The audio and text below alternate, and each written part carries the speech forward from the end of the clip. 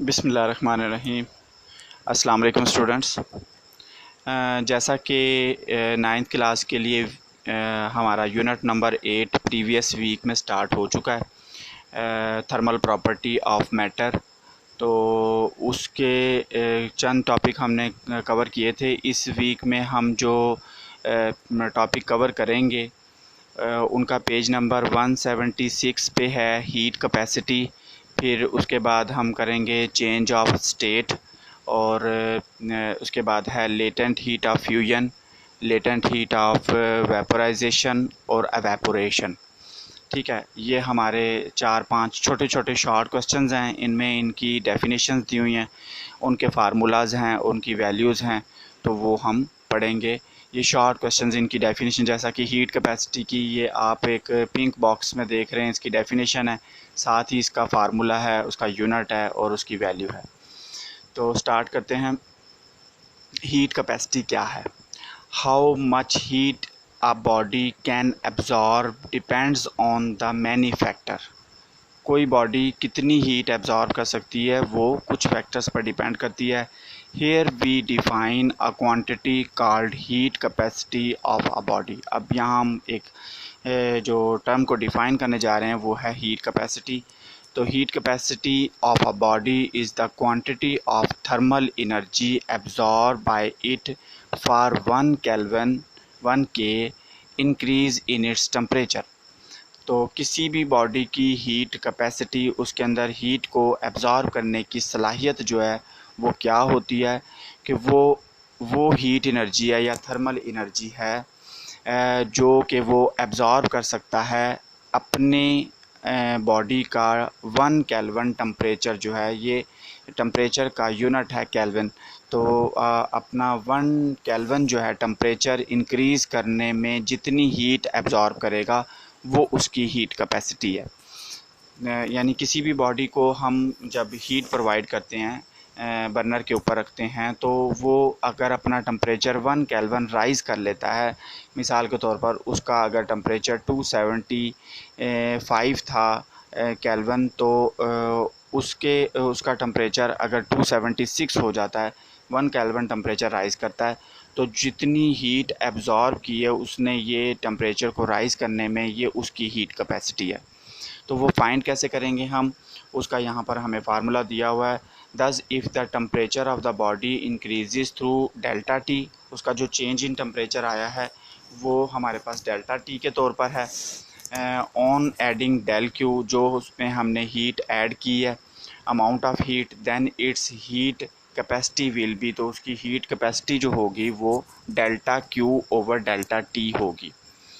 तो delta Q की value अभी हम previous question specific heat capacity में पढ़ चुके हैं, इसकी वैल्यू होती है M C delta T. C जो है स्पेसिफिक हीट कैपेसिटी है, एम इज़ द मैस है, एंड डेल्टा टी जो है वो चेंज इन टेम्परेचर है। तो डेल्टा क्यू की अगर जगह पर हम इस रेशो में heat capacity is equal to delta Q over delta T, इसकी जगह अगर हम M C delta T put कर दें तो डेल्टा टी से कैंसिल हो जाएगा और हमारे पास जो इक्वेशन आ जाएगी 8.6, जो हीट कैपेसिटी इक्वल है एम सी के इक्वल है। ठीक है, mass, product of the mass and the specific heat capacity of that substance. तो ये थोड़ा सा एक्सप्लेन कर रहा है उसको कि ये जो इक्वेशन है 8.6, उसमें शो हो रहा है that heat capacity of the body is equal to the product of its mass of the body and its specific heat capacity. For example, heat capacity of 5 kilogram of water is 5 kilogram multiply by 4200 joule पर kilogram पर kelvin. 4200 joule पर kilogram पर kelvin जो है वो water की specific heat capacity है, आप टेबल में देख सकते हैं। तो ये हमारे पास 21,000 joule of heat energy is required to raise the temperature of 5 kilogram of water for 1 kelvin increase in its temperature. उसका अगर 5 किलोग्राम वाटर को अगर टेम्परेचर में अगर 1 केल्विन जो है टेम्परेचर राइज़ करना हो तो हमें 21,000 हीट एनर्जी की ज़रूरत होगी। तो उसको उतना 5 किलोग्राम वाटर जो है वो 21,000 हीट एनर्जी एब्जॉर्ब करेगा 1 केल्विन टेम्परेचर को राइज़ करने के लिए। ठीक है, तो ये हमारा एक टॉपिक था। इसके बाद हमारा जो पेज नंबर 177 पर सेकंड ये छोटा सा ही क्वेश्चन है, चेंज ऑफ स्टेट। तो ये पिक्चर में भी आप देख सकते हैं, बस हमने इसको इतना ही पढ़ना है जितना ये मैं आपको शो कर रहा हूँ। तो चेंज ऑफ स्टेट क्या है? Matter can be change from one state to another. Matter एक स्टेट से दूसरी अपनी हालत को बदल सकते हैं, यानी अगर कोई सॉलिड है तो वो लिक्विड में आ सकता है, लिक्विड है तो वो गैस में जा सकता है। For such a change to occur the thermal energy is added to or remove from a substance. हम ऐसा करने के लिए, किसी भी मैटर की स्टेट को चेंज करने के लिए क्या काम करेंगे? उसमें थर्मल एनर्जी ऐड कर देंगे या उसमें से थर्मल एनर्जी रिमूव कर देंगे। अब किसी में थर्मल एनर्जी ऐड करना, तो हमें पता है कि हम किसी भी ऑब्जेक्ट को जो है वो बर्नर के ऊपर चूल्हे में किसी बर्तन में रख कर और चूल्हे पर गर्म करें तो उसमें थर्मल एनर्जी ऐड हो जाएगी। उसकी जो हीट, उसको हम उसमें हीट ऐड करेंगे, उसका टेम्परेचर राइज़ करेगा। इसी तरह किसी भी सब्सटेंस को, किसी ऑब्जेक्ट को कूल डाउन करें, अगर हम उसको फ्रीज़र में रख दें तो उसका जो टेम्परेचर है वो लो टेम्परेचर पे चला जाएगा, उसमें से थर्मल एनर्जी रिमूव हो जाएगी। जैसा कि आप देख सकते हैं कि यहाँ ऊपर लिखा हुआ है, ये आइस क्यूब है एक। इसको जब हम thermal energy is given, thermal energy is taken in, उसमें थर्मल एनर्जी उसको देंगे तो ये मेल्ट होना शुरू हो जाएगी और ये लिक्विड में चेंज हो जाएगी। आप देख सकते हैं सेंटर में एक लिक्विड लिखा हुआ है और ये सॉलिड है। मोस्ट लेफ़्ट साइड पर ये सॉलिड आइस क्यूब है और सेंटर में लिक्विड है और राइट साइड पर गैस है। जब लिक्विड को थर्मल एनर्जी टेकन इन, इसमें थर्मल एनर्जी और मज़ीद इसमें ऐड करेंगे तो ये लिक्विड से गैसियस स्टेट में चली जाएगी। अब नीचे जो एरो बने हुए हैं उनको देखें अगर आप, तो यहाँ पर गैस को अगर हम क्या करते हैं, वो बॉइलिंग हो रही थी और यहाँ पर कंडेंसेशन हो रही है कि गैस को हम कूल डाउन कर रहे हैं, तो thermal energy is given out, उसमें से थर्मल एनर्जी ले ली गई है, वापस रिमूव कर दी गई है, तो वो लिक्विड में चेंज हो गया। और लिक्विड को मज़ीद कूल डाउन करने पर thermal energy is given out, तो वो फ्रीज़ हो गया। और ये किस तरीके से, नीचे एक एक्टिविटी है, इसमें बताया जा रहा है, ग्राफिकल रिप्रेजेंटेशन है कि आइस से कैसे किसी आइस को मेल्ट करके वाटर में चेंज किया जाता है और फिर उसके बाद वाटर से उसको बॉइलिंग पॉइंट पर और स्टीम में चेंज किया जाता है। यानी इसमें ये सारा एक्सप्लेन किया जाएगा ग्राफ में। ये आपको टेम्परेचर और टाइम ग्राफ बताया गया है और इसमें पार्ट्स बताए गए हैं कि इस पार्ट्स पर ये हो रहा है। इसको आप खुद भी पढ़ सकते हैं। पेज नंबर 178 पर लेटेंट हीट ऑफ फ्यूजन, ये भी हमारा एक शॉर्ट क्वेश्चन है। यहाँ आप देख सकते हैं कि स्टैंड के साथ आप एक थर्मोमीटर जो कि एक बीकर के अंदर डुबोया हुआ है और उसमें आइस रखी हुई है और आइस को मेल्ट किया जा रहा है एक बर्नर के ऊपर। तो इसमें हमारे पास फ्यूजन का मतलब होता है मेल्ट करना, किसी भी ऑब्जेक्ट को पिघलाना। तो when a substance is change from solid to liquid state by adding heat, the process is called melting or fusion. The temperature at which a solid starts melting is called its fusion point or melting point. तो ये हमारे पास उसकी fusion या melting point की definition हो गई। When the process is reverse, और इसी प्रोसेस को रिवर्स किया जाए, अगर उसमें से ऐड करने के बजाय रिमूव कर दी जाए heat, that is when a liquid is cooled it change into solid state, वो सॉलिड स्टेट में चेंज हो जाता है। The temperature at which a substance change from liquid to solid state is called its freezing point. किसी भी substance का freezing या melting point एक ही होता है। जैसा कि वाटर, आइस को अगर हम मेल्ट करें तो वो 0 डिग्री सेल्सियस पर वाटर में चेंज हो जाएगा, ये इसका मेल्टिंग पॉइंट है आइस का। और यही जो सब्सटेंस है आपका वाटर, इसको अगर हम फ्रीज़ करें तो 0 डिग्री पर ही ये फ्रीज़ हो जाएगा। तो यहाँ पर different substances have different melting points, however the freezing point of the substance is the same as its melting point. अब हमारे पास जो डेफिनेशन आ रही है वो ये, हमने फ्रीजिंग और मेल्टिंग पॉइंट की डेफिनेशन पहले समझ ली। लेटेंट हीट ऑफ फ्यूजन को अब हम पढ़ते हैं यहाँ पर, जो कि पिंक बॉक्स में आपको शो हो रही है। तो ये है हमारे पास डेफिनेशन इसकी heat energy required to change unit mass of a substance from solid to the liquid state at its melting point without change in its temperature is called its latent heat of fusion। अब इसमें समझने वाली बात ये है कि वो ये बता रहा है हमें कि हीट एनर्जी रिक्वायर्ड, हमें वो हीट एनर्जी रिक्वायर्ड है to change unit mass of a substance, किसी भी सब्सटेंस का एक ख़ास मास जो है उसको उसकी हमने स्टेट चेंज करनी है। उसको स्टेट चेंज करने के लिए हमें जो हीट एनर्जी की ज़रूरत है, heat energy is required to change the unit mass of the substance from solid to the liquid state. हमने उस सॉलिड ऑब्जेक्ट को, जैसे आइस एक सॉलिड ऑब्जेक्ट है, उसको लिक्विड स्टेट में लेकर आएंगे तो वो वाटर बन जाएगा। तो हम उसको जो हीट एनर्जी चाहिए एक यूनिट मास 1 kg, मिसाल के तौर पर हमारे पास आइस है, हम उसको हीट प्रोवाइड करते हैं। तो जो हीट उसने एब्ज़ॉर्ब की है सॉलिड स्टेट से लिक्विड स्टेट में आने के लिए एट इट्स मेल्टिंग पॉइंट, उसके मेल्टिंग पॉइंट पर without change in its temperature, उसके टेम्परेचर पर चेंज ना लाया जाए, यानी उसमें उसके जब वो मेल्टिंग पॉइंट पे आ जाए तो उसका टेम्परेचर चेंज ना हो, उसके मेल्टिंग पॉइंट पे रहे।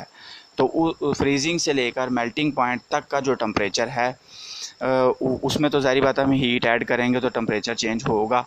तो वो जो है मेल्टिंग पॉइंट पे आने के बाद उसका टेम्परेचर चेंज ना हो, तो जितनी हीट उसने एब्ज़ॉर्ब की है वो उसकी लेटेंट हीट ऑफ फ्यूजन है। इसको हम एच एफ से रिप्रेजेंट करते हैं। H F is equal to delta Q F divided by M. Delta Q F जो है वो क्या है, वो हीट है जो उस यूनिट मास ने एब्ज़ॉर्ब की है। वो यूनिट मास ने जो हीट एब्ज़ॉर्ब की है वो हमारे पास डेल्टा क्यू एफ है, और एम जो है वो उसका यूनिट मास है किसी भी सब्सटेंस का। तो आई सी कर लें अगर हमारे पास एक सिंपल एग्जांपल है। तो वैसे हम अगर आयरन को मेल्ट करें तो बहुत ज़्यादा हीट चाहिए, ठीक है। इसी तरह कॉपर को या एलुमिनियम को, किसी भी सॉलिड ऑब्जेक्ट को हम अगर मेल्ट करना चाहें तो उसके लिए हमें बहुत ज़्यादा हीट की ज़रूरत है। तो इन दोनों का रेशो जो है delta Q F divided by M, ये हमारे पास एच एफ है, यानी लेटेंट हीट ऑफ फ्यूजन। तो इसका जैसा कि आप जानते हैं हीट को हम जूल में मेजर करते हैं, ये एक एनर्जी है, और मास को हम किलोग्राम में मेजर करते हैं, तो ये हमारे पास जूल पर किलोग्राम इसका यूनिट हो जाएगा। और अगर हम चाहते हैं कि डेल्टा क्यू एफ जो है वो हम फाइंड करें कि वो कितनी हीट थी जो एक यूनिट मास ने अब्ज़ॉर्ब की, तो हम इसको मल्टीप्लाई कर देंगे मास को उसके लेटेंट हीट ऑफ फ्यूजन से, तो तब भी हमारे पास ये इक्वेशन 8.7 वो हीट जो किसी ऑब्जेक्ट ने एब्ज़ॉर्ब की है मेल्ट होने के लिए, वो भी हमारे पास आ सकती है। तो ice change at 0 degree Celsius into water, ice जो है वो 0 डिग्री सेल्सियस पर चेंज हो जाती है। अब उसका मज़ीद टेम्परेचर चेंज ना हो, ठीक है, उसके विदाउट चेंज इन टेम्परेचर जो उसके उसके -30 से या -18 डिग्री सेल्सियस से हम उसको ज़ीरो तक लेकर आए हैं, तो वो उसमें जो हीट एब्ज़ॉर्ब की है आइस ने मेल्ट होने के लिए, वो latent heat of fusion of ice 3.36 10⁵ joule per kilogram, यानी 1 kg जो आइस है वो 3.36 10⁵ जूल ऑफ हीट एनर्जी उसको मेल्ट होने के लिए रिक्वायर्ड है। That is 3.36 10⁵ joule heat is required to melt 1 kilogram of ice into water at 0 degree Celsius. इसके बाद एक एक्सपेरिमेंट है यही वाला, इसमें जो फ्यूजन का बताया जाएगा ये आप छोड़ दें इसको, ये एक्सपेरिमेंट जो हैं अभी हमने नहीं करने। इसके बाद हम पेज नंबर 179 के बाद 180 है, जिसमें हमें लेटेंट हीट ऑफ वेपोराइजेशन बताया जा रहा है। हम लेटेंट हीट ऑफ वेपोराइजेशन को समझते हैं पेज नंबर 180 पर। जिस तरह अभी हमने लेटेंट हीट ऑफ फ्यूजन को पढ़ा है, इसी तरह लेटेंट हीट ऑफ वेपोराइजेशन को कि अभी इसमें भी स्टेट चेंज हो रही है कि कैसे किसी लिक्विड स्टेट से उसको गैसियस स्टेट में चेंज कर, उसकी स्टेट को चेंज करने के लिए उसको जो हीट रिक्वायर्ड होती है, जो unit mass of the liquid है उसको जो रिक्वायर्ड होती है हीट, वो जो एब्ज़ॉर्ब करता है और अपनी एब्ज़ॉर्ब करने के बाद अपना टेम्परेचर बॉइलिंग पॉइंट पर, क्योंकि कोई भी जो लिक्विड है वो जब तक बॉयल नहीं होगा तो वो गैसियस स्टेट में नहीं जाएगा। जैसा कि वाटर है तो वो कभी भी गैसियस स्टेट में पहले नहीं जाएगा जब तक वो बॉइलिंग पॉइंट पर ना पहुँचे। अब हमने आइस को फ्यूजन में हमने आइस की एग्जांपल ली थी, और वेपराइजेशन में हम वाटर की एग्जांपल ले लेते हैं कि वाटर को जब हम हीट प्रोवाइड करते हैं तो वो बॉइलिंग पॉइंट पे पहुंच जाता है। 100 डिग्री सेल्सियस जो है वो बॉइलिंग पॉइंट है वाटर का। तो उसके बाद वो अपना टेम्परेचर इंक्रीज़ नहीं करता। वाटर जो है वो 100 डिग्री सेल्सियस से अपना टेम्परेचर इंक्रीज़, जितनी चाहे मर्ज़ी उसको हीट प्रोवाइड करें, वो 100 डिग्री से अबव नहीं होगा, बल्कि वो अपनी स्टेट चेंज कर देगा। जब मज़ीद उसको हीट देंगे तो वो क्या करेगा, टेम्परेचर इंक्रीज़ करने के बजाय वो अपना जो है वो स्टेट चेंज कर लेगा, वो लिक्विड से गैस में चेंज हो जाएगा। तो when heat is given to a liquid at its boiling point, अगर किसी भी लिक्विड जो कि बॉइलिंग पॉइंट पे हो और उसको हम हीट और मज़ीद प्रोवाइड करें, इट्स टेम्परेचर रिमेन कांस्टेंट, उसका टेम्परेचर वही रहता है। The heat energy given to a liquid at its boiling point is used up in changing its state from liquid to the gas without any increase in its temperature। उसके temperature में इजाफ़ा किए बगैर उसके उसी लिक्विड यूनिट जो mess of the liquid है उसकी स्टेट चेंज होकर लिक्विड से गैस में चेंज हो जाएगी। अब यही डेफिनेशन हम यहाँ पर पढ़ेंगे। The quantity of heat that changes unit mass of the liquid completely into gas at its boiling point without change in its temperature is called its latent heat of vaporization। इसको हम HV से represent करते हैं, वहाँ पर latent heat of fusion को हमने HF से रिप्रेजेंट किया था, और इसको हम HV से रिप्रेजेंट करते हैं। HV is equal to ratio between the heat required for change the state of liquid to the gaseous state।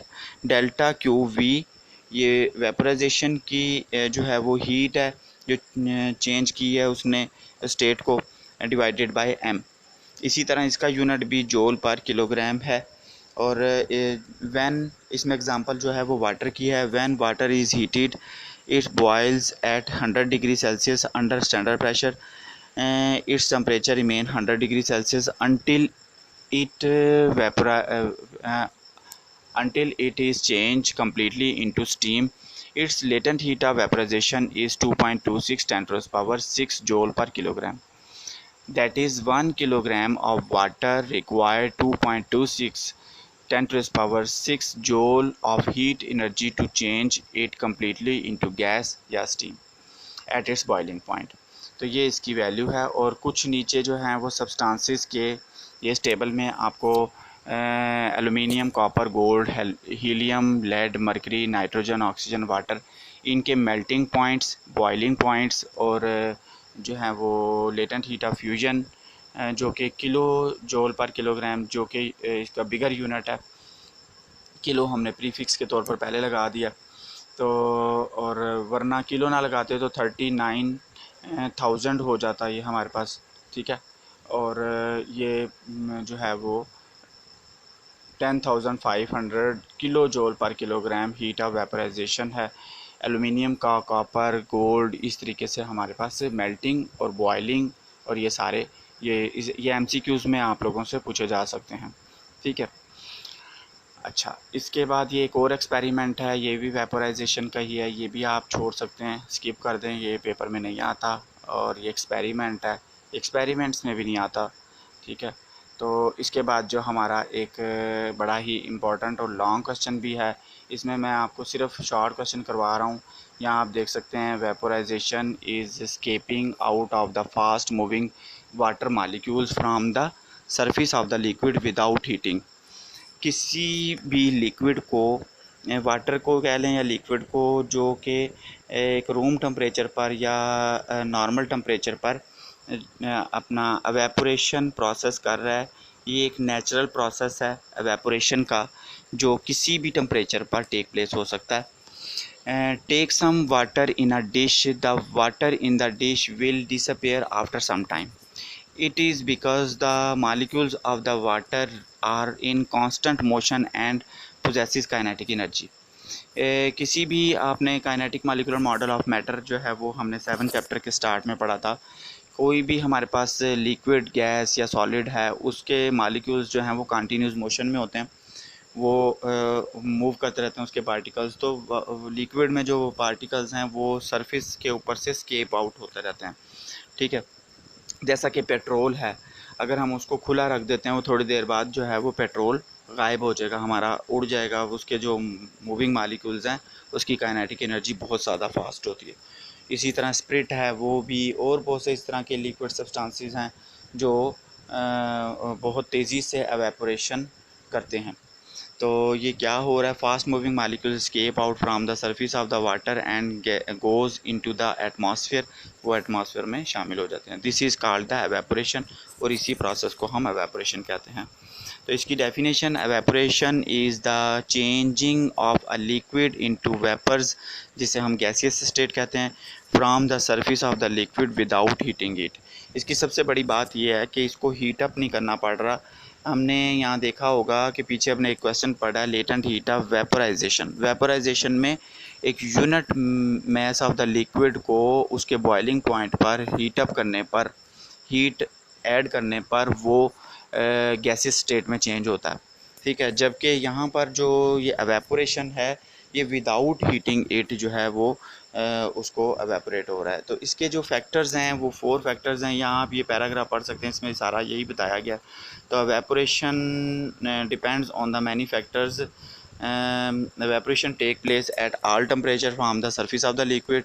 The rate of evaporation is affected by the various factors. temperature है, surface area है, wind है, और nature of the liquid है।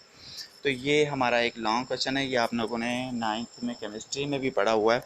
तो ये आप बहुत easy है, ये खुद भी पढ़ सकते हो। ये एक लॉन्ग क्वेश्चन है, इसके 4 फैक्टर्स हैं और ये इसकी एवेपोरेशन की डेफिनेशन है। तो ये कौन कौन से प्रोसेस हैं, चलें थोड़ा सा मैं आपको बता देता हूँ। Why wet clothes dry up more quickly in the summer than in winter. गर्मियों की निस्बत जो है वो सर्दियों की निस्बत जो है वो गर्मियों में जो वेट क्लॉथ्स हैं वो जल्दी से खुश्क हो जाते हैं। इसकी क्या वजह है, हम उनको किसी भी जगह पर सुखाने के लिए उनको धूप में डालते हैं, तो वो उसके जो फास्ट मूविंग मालिक्यूल्स हैं वेट क्लॉथ्स के अंदर वाटर के, वो तेज़ी से स्केप आउट हो जाते हैं।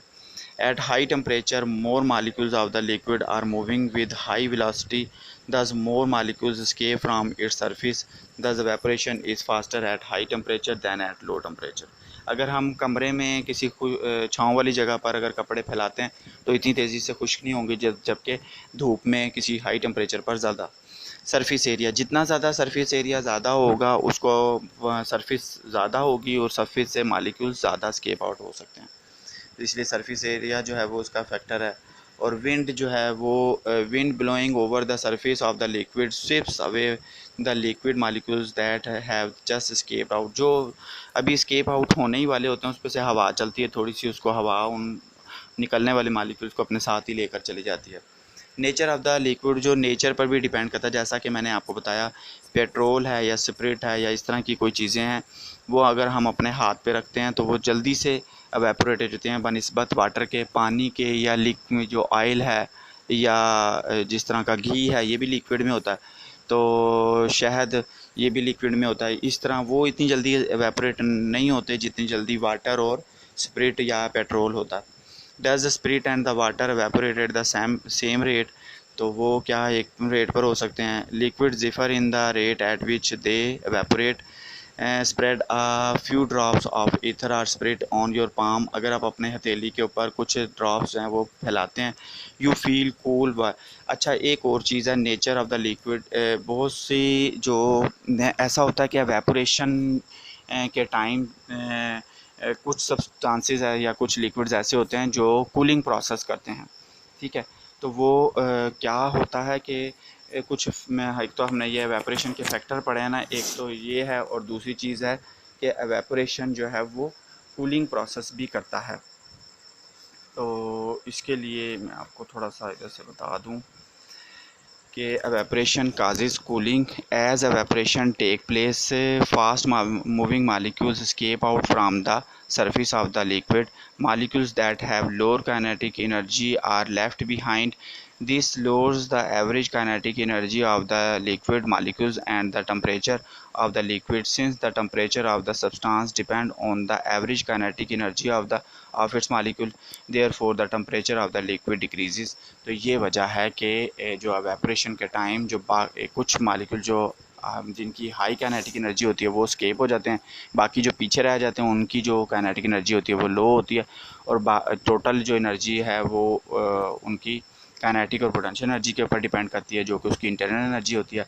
और उसके ऊपर हमें कूलिंग का प्रोसेस जो है वो कूल फील होता है। हम अपने हाथ पर अगर स्पिरिट को या पेट्रोल को लगाएं तो वो तेज़ी से एवेपोरेट हो जाते हैं, पीछे जो रह जाती हैं वो लो काइनेटिक एनर्जी के होते हैं, उसकी वजह से टेम्परेचर डाउन हो जाता है और हमें ऐसा फील होता है जैसे कि ये कूलिंग प्रोसेस हो रहा है।